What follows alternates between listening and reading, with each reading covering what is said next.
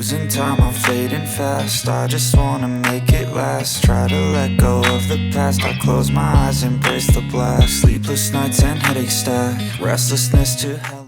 Xiaomi's flagship is finally here. The 17-year-old big flagship has officially arrived. Let's dive in and see how this year's top-tier model actually performs. Even though it launched a bit later than expected, it's still the earliest release in Xiaomi's flagship lineup. A quick shout out to my tech partner from China for sharing this video. A big thank you for making this possible. Hey everyone, it's Maiky from techmaiky. If you love staying updated with the latest gadgets, make sure to subscribe and hit the notification bell so you never miss out on our exciting tech content. The box itself already shows a change in direction. It used to be black, but this time it's fully white. The silver Xiaomi logo stands out alongside the Leica branding and the Hyper OS logo. On the back, there's a one-time seal, and everything beneath the main unit is made entirely of paper, clearly pushing Xiaomi's eco-friendly approach. Inside the box, you get the charger that uses Xiaomi's proprietary charging protocol. It features a 100-watt USB-A output with a 20-volt 5A high-voltage solution designed with thermal management in mind. There's also a small safety component next to the charger to help prevent electric shock, which is a nice, thoughtful touch. The included 6A data cable is the original one, standard thickness, and measures about 99 centimeters in length. Picking up the phone, the weight is immediately noticeable. It does feel slightly heavy in the hand, and compared to many other phones, this flagship is clearly wider. The display is a standard flat panel with relatively wide bezels. It's a true flat screen, though the edges of the bezels have a subtle curve. A screen protector comes pre-applied, and the front uses a single punch-hole camera design. Looking at the sides, the pure black version has a carbon black look with a very refined matte texture.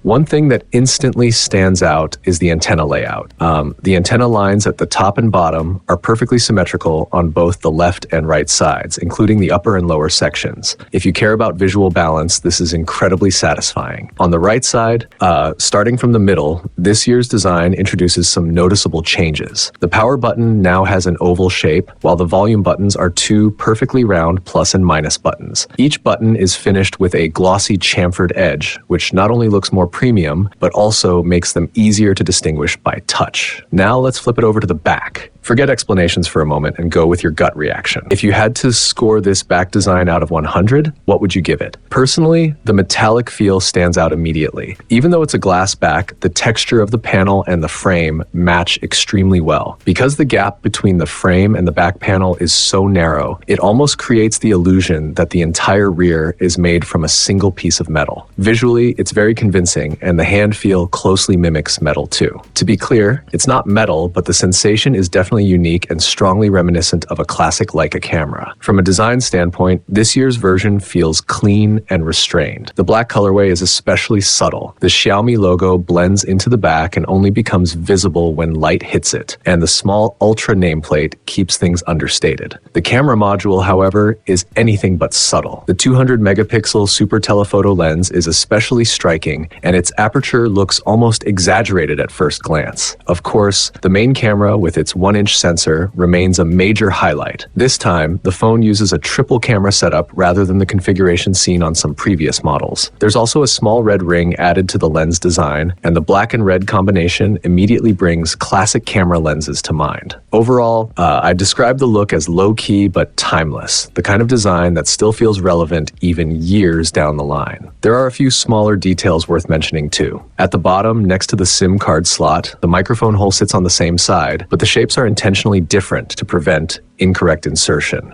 As for the weight, it comes in at 226 grams. That's definitely on the heavier side, but given the hardware and its flagship positioning, it's not unreasonable. The included protective case is interesting as well. Instead of silicone, it's made from cardboard, and each button area is precisely cut out. Once installed, the overall look changes quite a bit, with certain highlighted areas becoming more visually prominent and inviting. Powering it on, the phone jumps straight into the system. With Hyper OS 3, there's none of the slight stutter that older versions sometimes had during the first boot. The system finishes loading in the background before fully entering the interface, which makes everything feel noticeably smoother. The first thing you see is a light-colored background, framed by a carbon black border and black bezels along the sides. The color balance feels well controlled. If the frame were light-colored instead, the bezels would likely look slimmer, but this darker combination gives it a more serious, camera-like aesthetic. The inner and outer corner radii are fairly large, and compared to previous Xiaomi Ultra flagships, this design is clearly more rounded overall, once again echoing the shape and feel of a camera lens. Finally, in terms of pre-installed software, there are 23 third-party apps out of the box, which puts it in the mid to high range compared to other devices we've tested.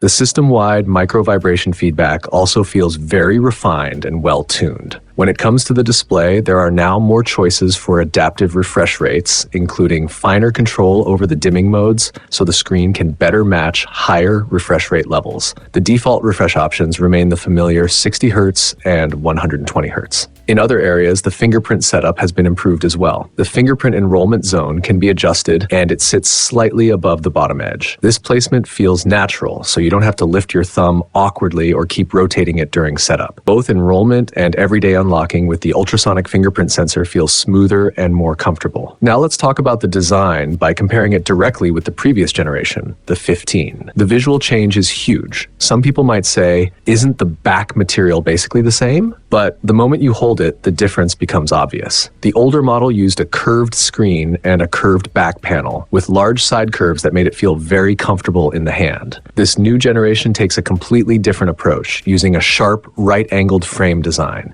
It feels much sturdier. In fact, you can easily stand it upright on a table. The base contact area is noticeably larger. On the previous generation, the contact surface was much smaller, which made it hard to keep standing without tipping over. The most dramatic change is on the front. It's immediately clear that the earlier model had a slightly curved display on all four sides, while this one uses a fully flat screen. And the difference goes beyond just flat versus curved. Take a closer look at the rounded corners. The contrast is very obvious. One device feels solid in the hand but looks more rounded overall, while the other has a generally rounded frame with much smaller corner curves. So which design do you like more? It's worth putting them side by side and seeing what everyone prefers. Next, let's bring in the Pro version. Once again, the design language is completely different, to the point where they almost feel like products from separate lineups. Xiaomi's Ultra model clearly stands on its own. The external power output design feels like a direct nod to camera aesthetics, especially when the phone is held horizontally. Even the rounded buttons along the frame are part of that unified camera-inspired design.